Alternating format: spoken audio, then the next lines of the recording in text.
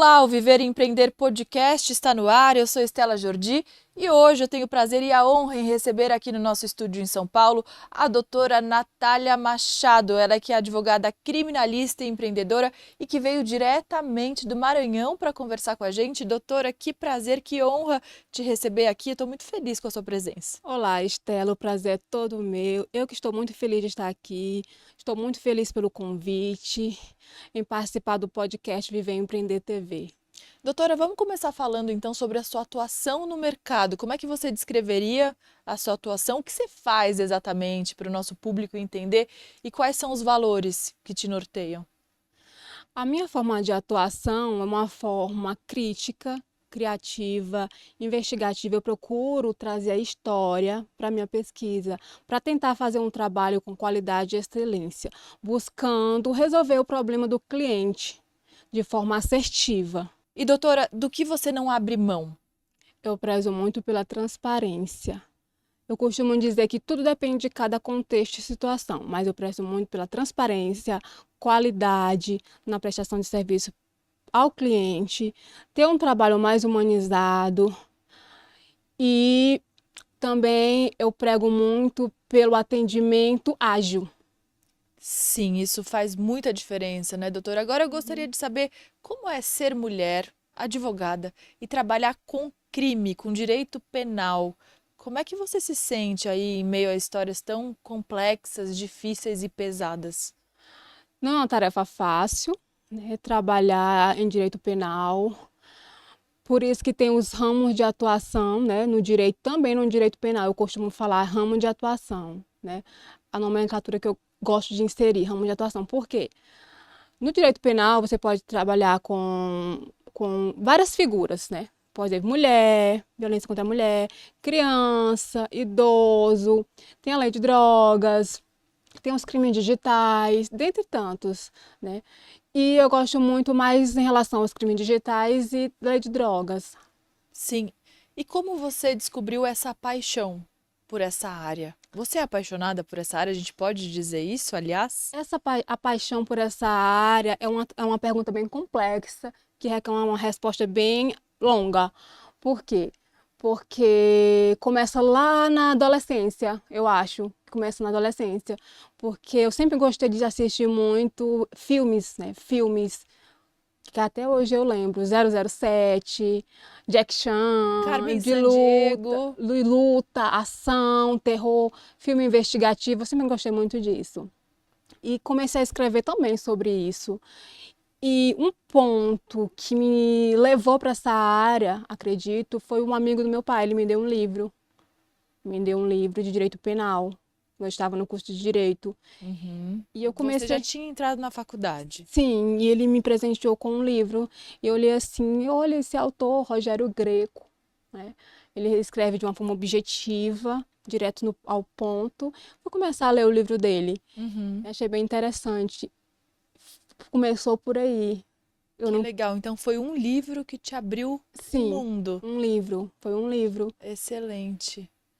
E o seu pai? Me fala sobre a influência do seu pai na sua vida profissional. Você chegou a trabalhar com ele? Ele é advogado, pelo que você falou. Sim, ele é advogado, eu cheguei a trabalhar com ele. Como eu falei, eu comecei a vivenciar o direito com ele desde cedo. Ele já era advogado e eu andando com ele nas Qual é a área diligências dele? trabalhista. Eu andando com ele nas diligências, ele começou a falar sobre a legislação, a lei, e eu sem entender, e isso não é para mim, isso não quero. Com o tempo, com o passar do tempo, eu percebi que o curso ele é apaixonante, a prática tem suas dificuldades também, mas quando a gente gosta, quando a gente tem paixão, a gente ama o que faz. Sim, sem dúvida. E qual foi a sua maior dificuldade, o seu maior desafio no comecinho da sua carreira? O meu maior desafio, eu posso falar do meu maior desafio na faculdade, porque a gente começa a travar o desafio na faculdade, né? Sem A gente dúvida. está no curso de direito, como é que a gente vai fazer para a gente se desenvolver no curso de direito? Eu pensava, tem que saber argumentar, Uhum. tem que saber escrever. O advogado tem que saber esses pontos, esses dois pontos, argumentar, falar, escrever. Esses são os dois pontos. Eu fui melhorar nesses pontos. por mais que seja uma tarefa árdua, cotidianamente, porque até quem é formado em pedagogia e letra, ele erra os termos. Sim, Sim, é um exercício diário que você até tem que eles. manter. Isso. E comecei a estudar, comecei a me aprimorar, fazendo cursos, escrevendo. Inclusive, no meu livro que eu presenteei você, eu falo um pouco sobre comunicação. Esse é um dos motivos também. Melhorar a comunicação, melhorar a forma de atuar, de argumentar, de escrever. Inclusive, muito obrigada aqui para nossa audiência saber. O nome do livro é Humanismo com focalização na violência infantil, os reflexos a partir do pensamento sistêmico. Eu vou mostrar aqui a capa. Olha Uhum. que legal. É um livro que eu tô louca para ler porque esse tipo de direito, doutora, ele é muito moderno. Eu queria que você falasse um pouco sobre esse livro, o que te inspirou a escrever esse livro, o que a gente pode encontrar aqui dentro. A inspiração desse livro. Eu sempre quis escrever, né? Eu sempre quis, no sentido, curso de direito. No curso de direito, eu queria escrever um livro, né? Como é que eu faço para escrever o livro? Tem que ter conhecimento, tem que estudar, né? E estava um pouco perdida. Como é que eu começo? Né? Como é que eu começo? Tem muitos autores aí para estudar. Como é que eu começo? Fui fazer uma pós-graduação, né? E a professora, ela nos apresentou alguns escritores. Uhum. Duas professoras, uma falou um pouco sobre as constelações familiares, direito sistêmico, e teve outra que falou sobre a psicologia positiva, outra falou sobre um psicólogo alemão, que é Marshall Rosenberg, Uhum. e eu me interessei pelos livros dele. Excelente. E como esse pensamento sistêmico, ele é inserido hoje nos tribunais? Todo juiz leva em conta esse pensamento sistêmico ou não? Como é que isso tem sido discutido na sua área hoje? Depende de cada estado, acredito, né? Depende de cada estado e de cada localidade, Uhum. porque é algo novo, é um tema novo, e nem todos têm conhecimento desse tema, dessa Então, temática. por favor, dê um exemplo de como esse pensamento sistêmico ele pode ser aplicado no dia a dia, nos julgamentos, nos tribunais. Para quem não entende, não sabe do que a gente está falando. Depende de cada área. Este livro aí que eu apresentei, ele é mais para a família e para as relações cotidianas. Criminal é de outra forma. Uhum. A forma de atuação é outro olhar, entendeu? Aí é mais para acordos, como é que inserir o pensamento sistêmico em acordo. Eu falo um pouco sobre técnicas de humanização. Uhum. O que são técnicas de humanização? Marshall Rosenberg, ele fala dessas técnicas, eu falo aí sobre ele. Ele fala sobre essas técnicas da comunicação não violenta, eu falo no meu sobre a humanização. Ele fala não julgar, não acusar, validação dos sentimentos, verificação das necessidades, o pedido específico com compaixão. É Né? muito sensível e talvez É uma até subjetivo, né, É doutora? subjetivo e é uma aplicação cotidiana, como é que eu posso falar? É, depende de cada caso, de cada contexto, de cada situação, porque tem a complexidade humana. Né? Existe a Sim, complexidade humana. é Tem que levar em verdade. consideração inclusive as questões de saúde mental. Você pode nos dar um exemplo prático, doutora? Sim, um exemplo prático, por exemplo, eu estou com um casal tentando fazer uma que eles se né, não intervenção, porque é conciliação e mediação, por exemplo, tem a conciliação e mediação. Em uma tem intervenção e a outra não tem intervenção, por exemplo, tentando que o casal entre si resolva o conflito, entendeu? Só que os dois ele tem problema psicológico, um com um grau menos elevado, o outro com um grau mais elevado. A reconciliação do casal, por exemplo, tentando que eles retomem, né? Retomem. O E relacionamento. retome o relacionamento. Buscando que os dois tentem, os dois, por meio dessas técnicas de ouvir, escutar, validar os sentimentos, pedido específico com compaixão. Os dois não têm saúde mental, um com um grau menos elevado, outro com um grau mais. Não, é muito difícil. Uhum. Por exemplo, que tem um grau mais o que tem um grau mais menos elevado pode até ceder. Mas a que não que tem um grau mais elevado na relação à saúde mental, como eu posso dizer?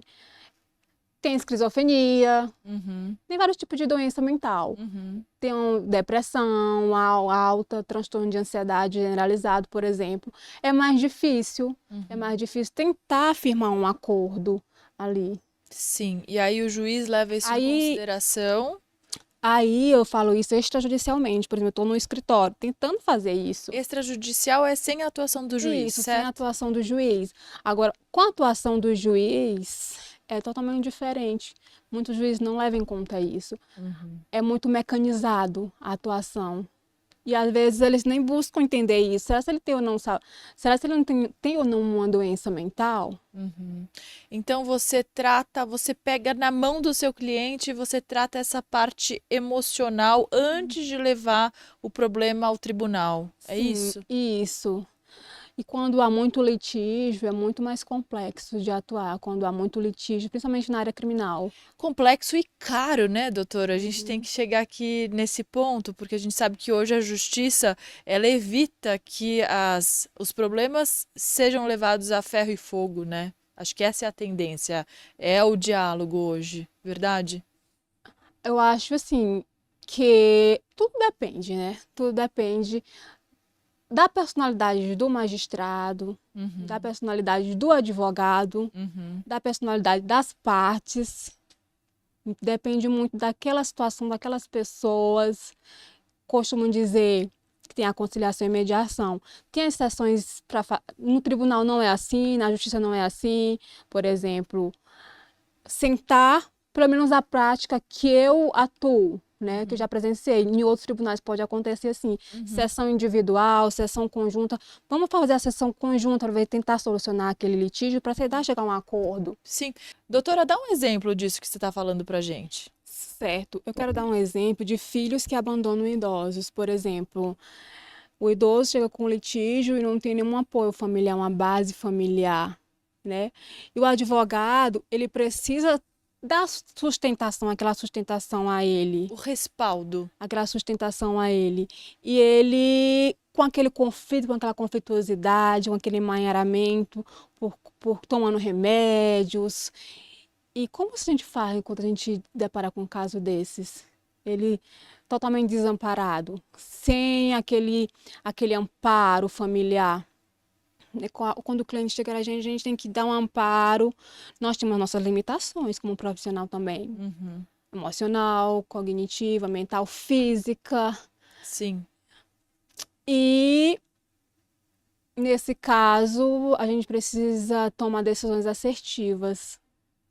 Afinal, você está lidando com vidas. Assertivas, a gente tem que sentar, conversar e explicar, né? É assim, assim, assim. Nós temos que nos resguardar como profissionais.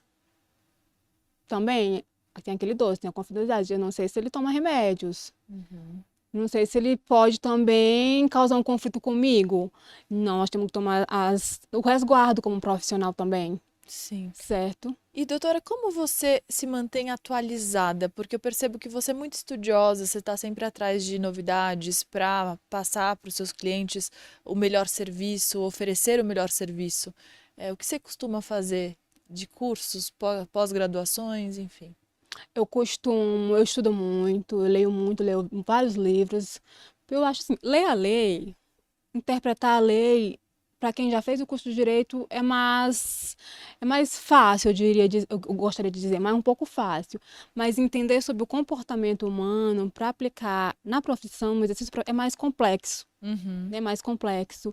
E eu busco muito estudar o comportamento humano, eu gosto de estudar comunicação, negociação, porque nós lidamos com convencimento também. Temos que convencer o cliente para contratar o nosso serviço, temos que convencer o magistrado que nossa tese defensiva é a melhor, que nossa tese é a mais convincente, temos que convencer muitas vezes, tentar convencer o tribunal, tentar mudar a decisão do juiz de primeiro grau. Tudo envolve convencimento.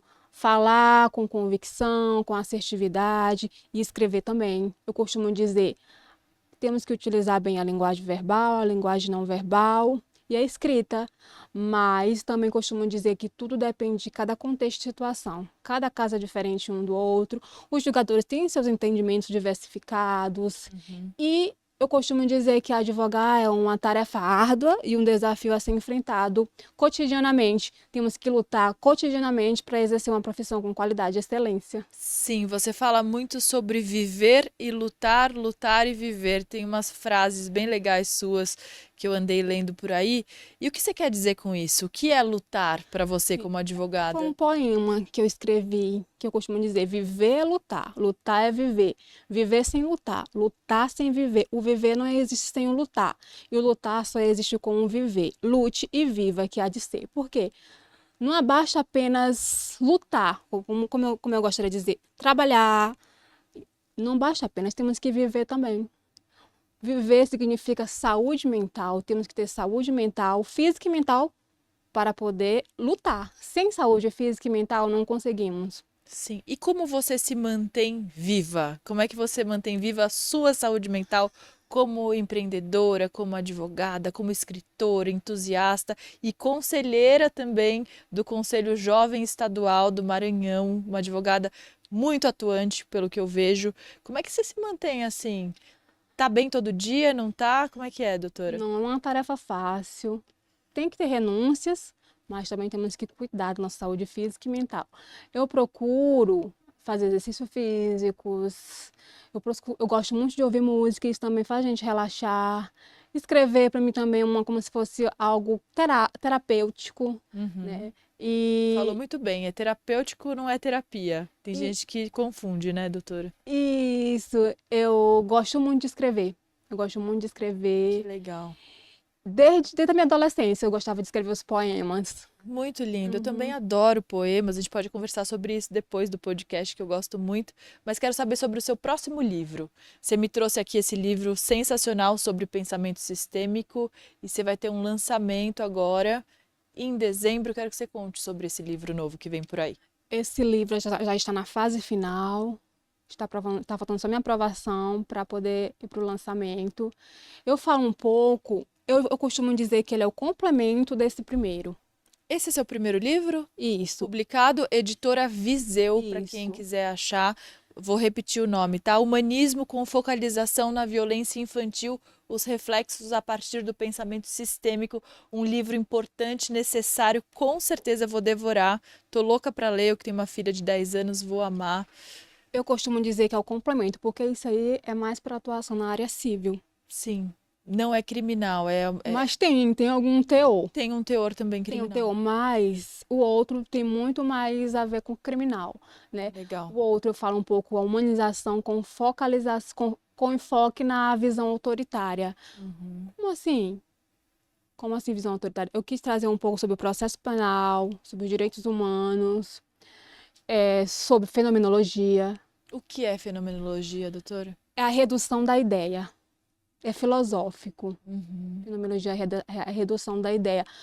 Se eu for ler um livro, eu sei um conceito sobre fenomenologia, mas se eu for ler 10 livros, eu posso criar o meu próprio conceito. Então, Uhum. um livro diz isso, é a redução da ideia. Uhum. Fenomenologia tem linguística, tem socialização política, eu falo sobre criminologia crítica, o que mais?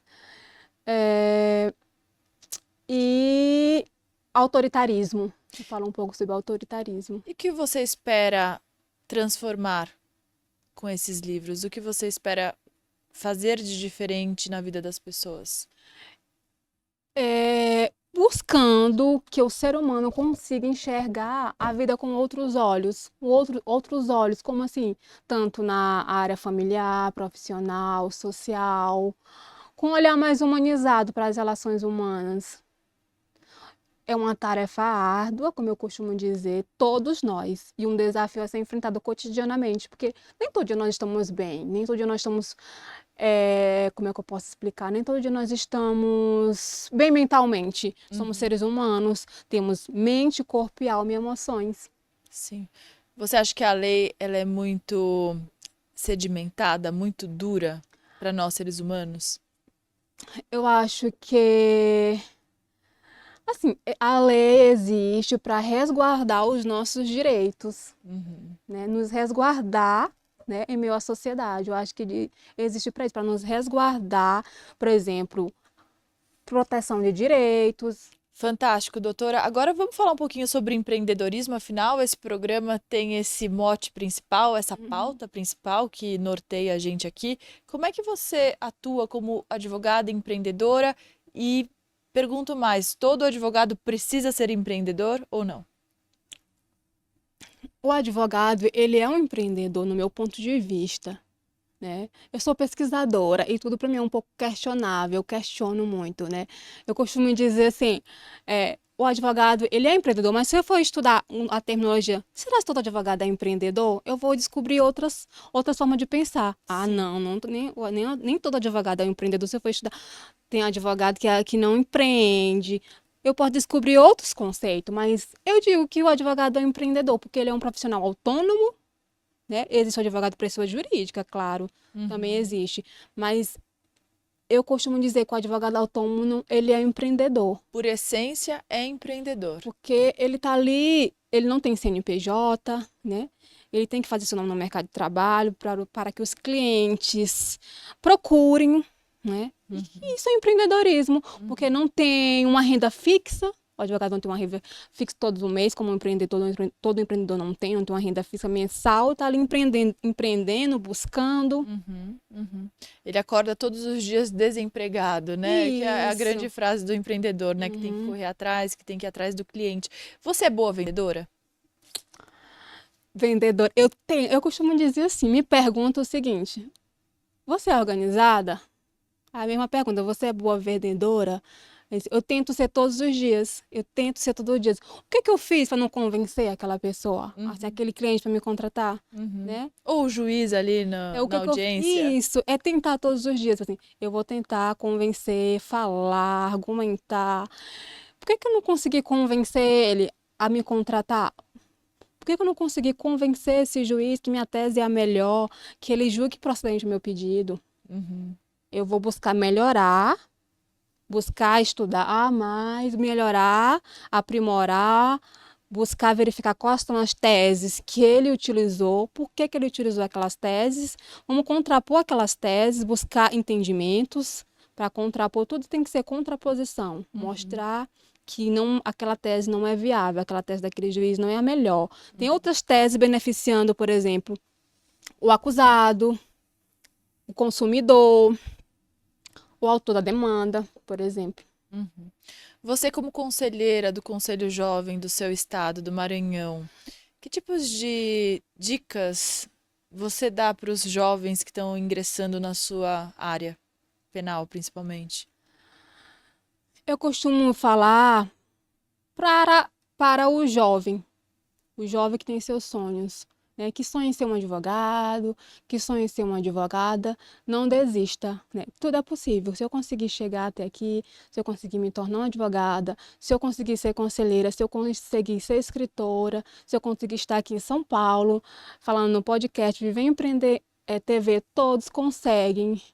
Basta ter fé, foco, dedicação, perseverança. Eu costumo dizer que os dias difíceis não são eternos, eles sempre passam. E às vezes eles são essenciais para a preparação para a vitória.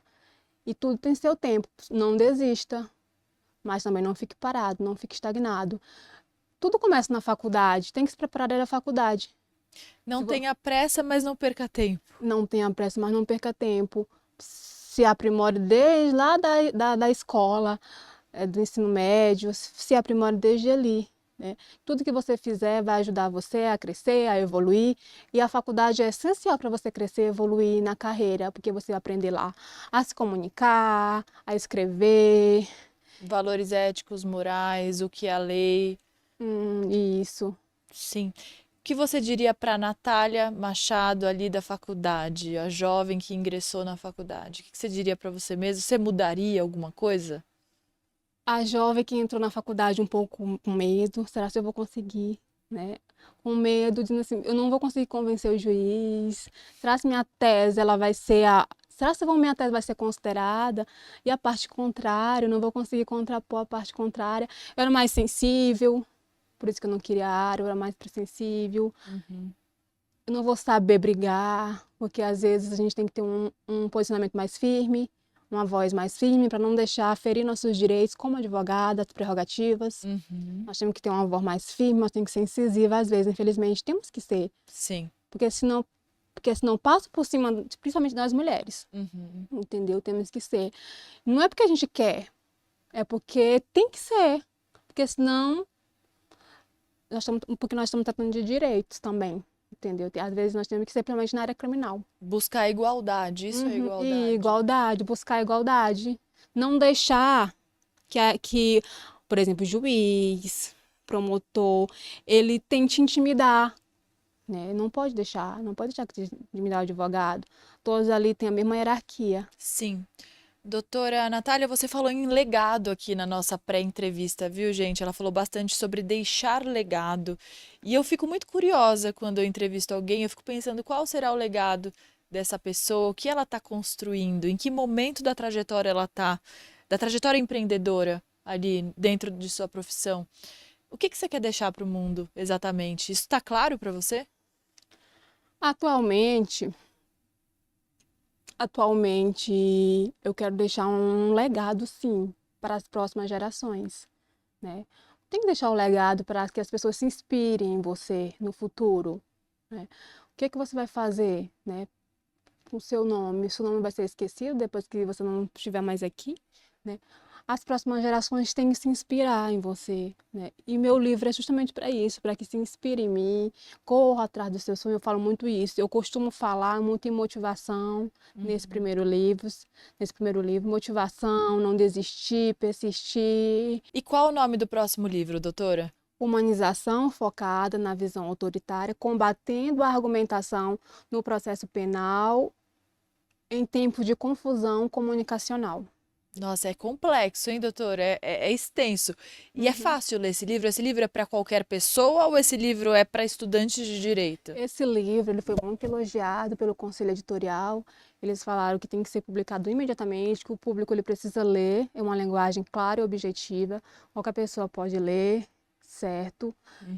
Eu vou entender? Se eu ler, eu vou Sim, entender. você vai entender. Eu procuro transmitir uma linguagem clara e objetiva. Muito bom. E o que você busca como advogada mulher? O que você traz para as jovens advogadas do conselho que você participa? Que tipo de conselho você dá para elas especificamente? No conselho, a minha atuação é um pouco crítica. Eu sou um pouco crítica no Conselho Estadual da Jovem Advocacia Seccional Maranhão. Minha atuação é bastante crítica no sentido de que o sistema evolua.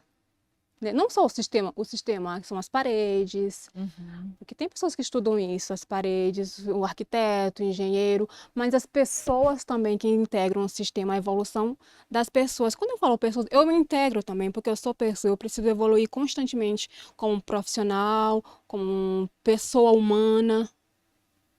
Você acha que o mundo está muito coisificado? Eu acho que existe, no meu livro eu falo sobre a mecanização. A mecanização. A mecanização, tratar a pessoa de forma mecanizada. Doutora, e daqui para frente? Você ganhou um prêmio aqui em São Paulo. Antes de ir embora, eu quero que você conte. Que prêmio foi esse? Eu recebi o selo de referência nacional pela ANSEC. Para mim foi uma alegria muito grande. Fiquei muito feliz. Eu não estou acreditando. Eu tenho que verificar a veracidade dessas informações. Fui procurar, me falaram eles são sérios. Eles são muito sérios, porque foi por meio de pesquisa.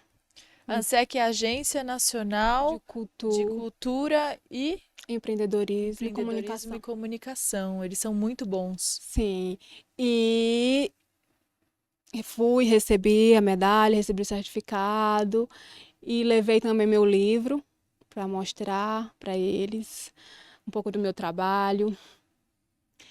Eu não esperava receber esse prêmio. Não esperava de forma alguma, selo de referência nacional.